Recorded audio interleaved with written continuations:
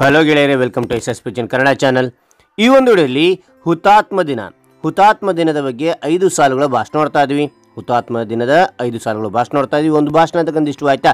ಇಷ್ಟವಾದ ಒಂದು ಲೈಕ್ ನೀಡಿ. ಈ ಒಂದು ಲೈಕ್ ಅನೇಕ ವಿಡಿಯೋ ತೆಲು ಪ್ರೋತ್ಸಾಹ ತುಂಬ ಸಿಗುತ್ತೆ. ಇನ್ನೊಬ್ಬರು ಶೇರ್ ಮಾಡಿ, ಇನ್ನೊಬ್ಬರು ಚಲ್ ಸಾಧ್ಯ. ಇಂಥ ಅನೇಕ ವಿಡಿಯೋಗಳ ಚಾನಲ್ನ ಸಬ್ಸ್ಕ್ರೈಬ್ ಆಗಿ. ಹಾಗಾಗಿ ಈ ಒಂದು ಭಾಷಣ ನೋಡ್ತಾ ಹೋಗೋಣ ಬನ್ನಿ. ಈ ಒಂದು ಭಾಷಣದ ಸೂಚನೆ ಏನಂತೀರಾ? ಇಲ್ಲಿ 1 ರಿಂದ 5 ಪಾಯಿಂಟ್ ಕಂಡು ಬರ್ತವೆ. ನಿಮ್ಮ ಭಾಷಣದಲ್ಲಿ 1ನೇ ಪಾಯಿಂಟ್, 2ನೇ ಪಾಯಿಂಟ್, 3ನೇ ಪಾಯಿಂಟ್ ಅಂತ ಹೇಳ್ತಾ ಬಿಡಿ. 1 ರಿಂದ 5 ಪಾಯಿಂಟ್ಗಳನ್ನು ಚೆನ್ನಾಗಿ ಕಲ್ತ್ಕೊರಿ. ಪರ್ಫೆಕ್ಟ್ ಆದ ನಂತರ ಏನು ಮಾಡ್ತೀರಾ? ಪಾಯಿಂಟ್ಗಳನ್ನು ಬಿಟ್ಟುಬಿಡಿ, ಸ್ಟೆಪ್ ವೈಸ್ ವಿಷಯವನ್ನು ಮಾತ್ರ ಹೇಳ್ತಾ ಬನ್ನಿ.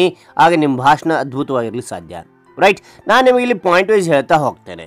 ಓಕೆನಾ? ಮೊದಲನೇ ಪಾಯಿಂಟ್ ನೋಡಿ, ಎಲ್ಲರಿಗೂ ಶುಭೋದಯ. ಎಲ್ಲರಿಗೂ ಶುಭೋದಯ.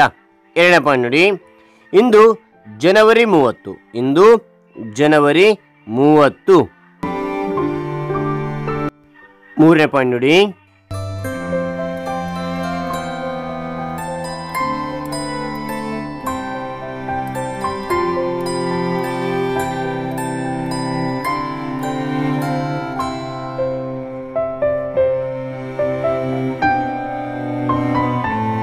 ನಮ್ಮ ರಾಷ್ಟ್ರಪಿತ ಗಾಂಧಿಯವರು ಮಡಿದ ಅಥವಾ ನಿಧನ ದಿನ ಅಂತಲೂ ಹೇಳ್ಬೋದು.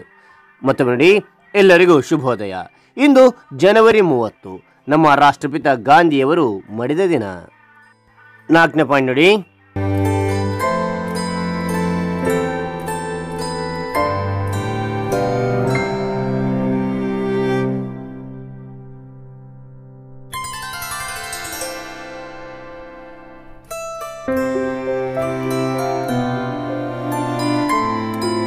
ನಮ್ಮ ಸ್ವಾತಂತ್ರ್ಯ ಹೋರಾಟಗಾರರನ್ನು ಗೌರವಿಸಲು ಈ ದಿನವನ್ನು ಆಚರಿಸಲಾಗುತ್ತದೆ.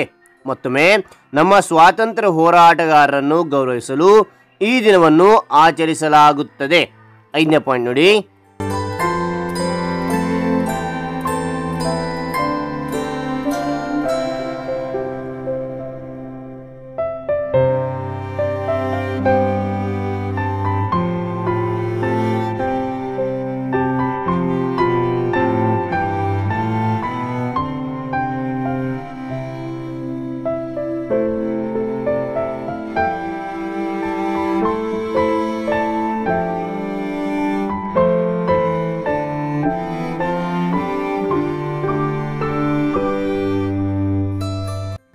ಈ ದಿನವನ್ನು ಭಾರತದಲ್ಲಿ ಹುತಾತ್ಮ ದಿನ ಅಥವಾ ಸರ್ವೋದಯ ದಿನವೆಂತಲೂ ಆಚರಿಸಲಾಗುತ್ತದೆ ಎಂದು ತಿಳಿಸುತ್ತಾ ನನ್ನ ಈ ಪುಟ್ಟ ಭಾಷಣ ಮುಗಿಸುತ್ತೇನೆ.